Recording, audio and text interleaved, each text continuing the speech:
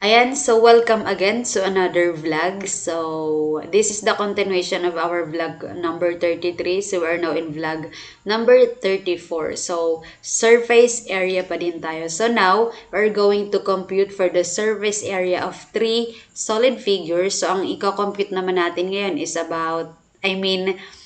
is surface area of a triangular prism, surface area of a square pyramid. So, square pyramid po. And then, the last one is surface area of a cylinder. Ayan. So, tatlo bali ang aking i-discuss today.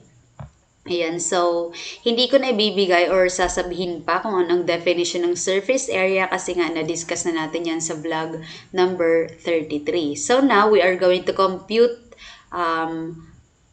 from this given figure. Ayan. So, kung makikita nyo, ito ay halimbawa ng triangular prism. Ayan. So, paano kinocompute ang surface area ng triangular prism? Ayan. So, makikita nyo naman, meron siya ng mga given. Again, sabi ko nga, ang surface area ay katulad lang din naman siya ng pagko-compute ng area. Kaya lang, mas madami kayong i-compute kung ang gagamitin nyo is area. Okay? Kasi parang isa-sum up nyo yung area ng bawat faces ng binigay na solid figure. So, dito ay meron na agad ng binigay na formula. So, ang gagawin nyo lang is gagamitin nyo ang ibibigay kong formula. Okay? So, ang binigay kong formula dito, eto naman talaga yung formula niya. Ayan. So, surface area is equal to base times height plus 3 times length times width. Bakit ganyan ang binigay kong formula? So, parang ang ginawa ko is hinimay ko na ang formula. Kasi nga, di ba, dalawa ang base niya. Ito yon yung triangle. Ayan, kung makikita nyo yan, yung dalawang yan. So, ang formula ng paghahanap ng area ng triangle is base times height divided by 2. So, dahil dalawa naman ang triangle dyan, so kahit hindi na natin i-divide sa 2, ang gawin lang natin is base times height, so mahanap na natin ang area ng dalawang triangle na to. And then, kung makikita natin, meron pa ng tatlong faces na natitira dito sa triangular prism, which is itong tatlong, ito yung tatlong rectangle. And then, yung formula ng paghahanap ng rectangle, that is length times width. Kaya ang ginawa ko dito is length times width and then times 3. Kasi tatlo nga ang rectangle dyan. So, ito ang gagamitin nating formula. Ayan. So, before we compute for the surface area, of course, ibibigay muna natin yung mga given. Ayan. So, ang given dyan, of course, yung base muna. So, sabihin natin ang base is equal, sabihin natin that is 3 meter. Ayan, 3 meters. Ayan. And then, ano pa ba ang binigay? Sabihin natin yung height.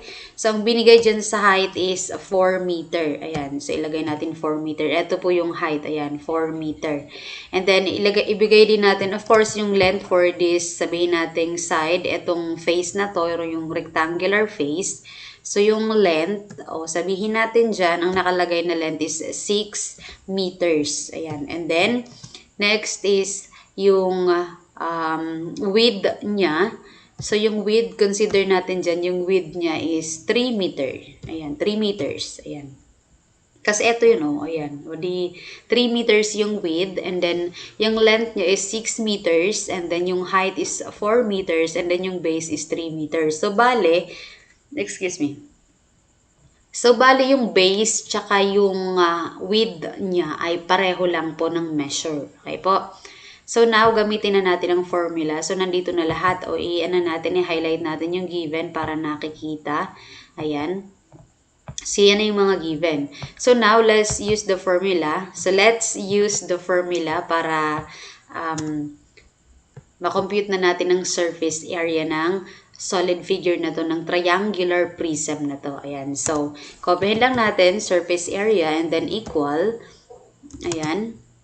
And then, open parenthesis, and then let's substitute the given value for base, which is 3. Ayan. meters, and then copy multiplication symbol, and then for height, that is 4 meters. Ayan, and then close parenthesis. And then copy natin yung addition symbol, and then copy natin yung 3, and then copy natin yung open parenthesis. Then let's substitute for the given value of L, which is 6 meters. And then copy multiplication symbol, and then our width is 3 meters, and then close parenthesis. Ayan. So now, surface area, and then equal, and then let's multiply. So 3 times 4, that is 12. And then meter times meter, that is square meters. And copy addition symbol, and then copy 3, and then let's multiply. So open parenthesis, and then 6 times 3, that is 18. And then meter times meter, that is square meter. And then close parenthesis. Ayan. And then, equal. Copyhin ulit natin. So, surface area is equal to, copyhin lang natin yung 12 meters, square meter. And then, copy, ayan, wait lang po. Then, copy addition symbol, and then let's multiply 3 times 18. So, ang tatlong 10 is 30. And then, yung tatlong 8, that is 24. So, 30 plus 24, that is 54. And then, copyhin lang natin yung unit, which is square meter. Ayan. And then, copy surface area, and then equal, and then let's add. So, 12 plus 54, the answer is 66. And then, copyhin lang natin yung unit. So, ang surface area ng, tawag dito, ng triangular prism na to, ang sagot dyan is 66 square meters. So, yan na po yung ating surface area gamit lamang ang formula na ito. Okay po? So, yan na ang nahanap nating surface area for this particular triangular prism. Okay? So, walang problema sa pagko-compute basta alam nyo po ang formula. Okay? And then next is surface area of a pyramid. Ayan. So, paano naman kino-compute ang surface area of pyramid? So, makikita nyo, ito yung pyramid kapag ginawa natin siya ng net. Ayan. So, ito na siya, yung pyramid. So, sa pyramid na to, ang height, ayan, meron siya ng height. And then, meron siya ng base. Yung base, itong, ano niya, itong square. So, sabi dyan, meron siya ng base. Ang base na binigay dyan is 10 millimeters. And then, yung height is 6 millimeters. So, yan po yung gagamitin natin. Ayan. So, ibibigay na natin yung given. Ayan. So, sabihin natin ang given dyan is of course yung base. Ang nilagay sa base is 10 millimeters. Ayan. So, yung height, which is 6 millimeters. Ayan, 6 millimeters. And then, so ito yung mga givens. Yung base, nakita nyo naman, nakalagay dyan is 10 millimeters. And then yung height is 6 millimeters. And then yung S or yung side ng base, which is 10 millimeters din po. So, pareho lang sila ng base. Okay po? Yung side tsaka yung base ay pareho lang po ng naging measure. So, 10 millimeters. Ayan. So, now, ito yung naging formula niya. Surface area is equal to 2 times B times height plus S times S. So, meron talaga ng original formula for this solid figure, pero ang ginawa ko kasi is hinimay ko na para ang gagawin nyo na lang is magsa-substitute na lang kayo. Okay? So now, use this formula. Ayan. So, let's compute for the surface area using this formula. So, copyin lang natin surface area and then equal, and then open parenthesis, and then copy lang natin yung 2, and then copyin natin yung multiplication symbol. Then, let's substitute for the given value of base, which is 10 millimeters. And then, copy natin yung multiplication symbol, and then let's substitute for the given value for height, which is 6 centimeters, millimeters, and then close parenthesis, and then copy addition symbol. Nandito na tayo sa part na to, and then open parenthesis, and then let's substitute for the given value of S, which is 10 millimeters, and then copy multiplication symbol, and then another substitution for S, which is 10 millimeters, and then close parenthesis. And then copy surface area, and then equal, and then let's multiply. So, 2 times 10, that is 20. Tama? And then, 20 times 6, that is 120. So, ilalagay na natin 120 kasi 2 times 10 again is 20. And then, 20 times 6 or 6 na 20, that is 120. And then, millimeter times millimeter, that is square millimeter. And then, copy addition symbol. Nandito na tayo sa part na to. And then, 10 times 10, that is 100. And then, millimeter times millimeter, that is square millimeter. And then, copy surface area and then equal. So, 120 millimeter squared plus 100 millimeter squared, that is 220 square millimeter. Ayan.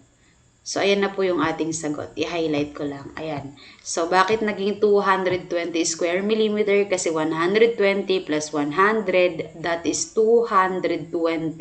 And then, millimeter squared plus millimeter squared, just copy. So, yan ang ating surface area for this square pyramid. Okay po? So, nahanap na natin siya. 220. So, just use the formula itong binigay ko na 2 times base times height and then plus s times s. Bakit ganito ang naging formula niya? Kasi nga square yung kanyang base. So, ang square is, ang area niya is s squared. So, s times s yon. And then dahil meron ito ng 4 na side na naka-triangle kasi nga para maging pyramid. So, ang formula ng triangle is, paghahanap ng area ng triangle is 1/2 base times height or base times height divided by 2. So, kapag minultiply mo sa 4 yung base times height divided by 2, magka-come up tayo sa 2 times base times height. Yan na yung area ng 4 na triangle na to. Okay po? And then plus the area of the base. So, yan na yung surface area ng square pyramid. Kaya ito ang naging surface area natin. And then, let's move on to our last, which is a cylinder. Ayan. So, ngayon naman, paano naman kinocompute ang surface area for a cylinder? Ayan. So, nandito na, inilagay ko na dito yung formula kapag magko-compute po tayo ng cylinder. So, ang original na formula, pag magko-compute tayo ng surface area ng cylinder na to, that is, surface area is equal to 2 pi RH plus 2 pi R squared. Or, hinimay ko na siya. Kapag hihimayin mo siya, ganito ang magiging itsura niya. So, surface area is equal to 2 times pi times R times H. And then, plus 2 times pi times R times R. Ayan. So, yan pong gagamitin nyo. So, naibigay muna natin yung given. Kung makikita nyo, ang net ng cylinder, ganito po yung itsura niya. So, binigay dito, nakalagay naman yung mga given. Makikita nyo yung height, that is 6 cm. And then, yung radius niya, o yung R, or the distance from the center hanggang sa boundary ng circle, that is 2 cm. Yan yung radius. Ayan. So, ibigay na natin yung mga given. Ayan. Una is yung pi. So, tatandaan nyo na ang pi, ang value ng pi ay laging 3.14. Ayan, di lang malinaw dito ang nakalagay na 3.14. Pero tatandaan nyo na kapag pi, ang value niya ay 3.14. And then, our radius or R, lagay natin R for radius, which is 2 cm. And then, our height, which is 6 cm. Ayan, so naibigay na natin yung mga given. So, now, ang gagawin natin is magko-compute na tayo for the surface area. So, copyhin lang natin surface area and then equal and then open parenthesis and then copy 2 and then copy multiplication symbol and then let's substitute for the given value for pi, which is 3.14. Ayan. And then copy multiplication symbol and then our R or radius here is 2 cm and then copy again multiplication symbol and then let's substitute for the given value for H or height, which is 6 cm and then close parenthesis and then copy addition symbol and then open parenthesis and then copy 2. Nandito na tayo sa part na to. And then copy multiplication symbol or times and then again substitute for the value of pi nandito sa part na to. So that is 3.14 6.14, and then copy multiplication symbol again, and then substitute for the value of r, which is 2 centimeter, and then copy multiplication symbol again, and then 2 centimeter, kasi r pa din yon, and then close parenthesis. Ayan. So, liitin natin siya para isang line lang siya. Ayan. So, ayan na po siya. So, sinubstitute lang po natin yung mga given value. Ayan. So, again, copy surface area and then equal, and then open parenthesis, and then let's multiply 2 times 3.14 times 2 times 6. Kapag minultiply po natin yan, so 2 times 3.14, the answer is 6.28. So, 6.28 times 2, again, that is 12.56. And then 12.56 times 6, that is 75.36. Ayan na po yung sagot kapag minultiply natin tong lahat. And then, centimeter times centimeter. So, kopyahin ko lang to. So, centimeter times centimeter, the answer is square centimeter. Ayan. And then, close parenthesis, and then copy addition symbol, and then open parenthesis, then let's multiply again. So, we have here 2 times 3.14. Ayan, nakikita nyo naman, nandito. So, the answer is 6.28. 6.28 times 2, that is 12.56. And then, 12.56 times 2 again. So, the answer is 25.12 or 25 and 12 hundredths. And then, centimeter times centimeter, that is square centimeter. And then, close parenthesis. And then, copy again, surface area, and then equal.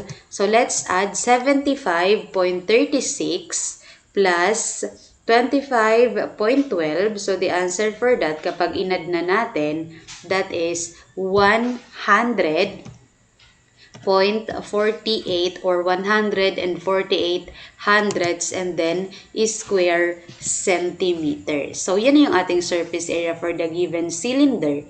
So, the answer is 100.48 square centimeters. So, yun yung ating final answer. And so, just follow the formula. Etong hinimay ko na para hindi na kayo mahirapan. Just write the given para magsasubstitute na lang kayo. So, yun lamang. Hopefully, you learn.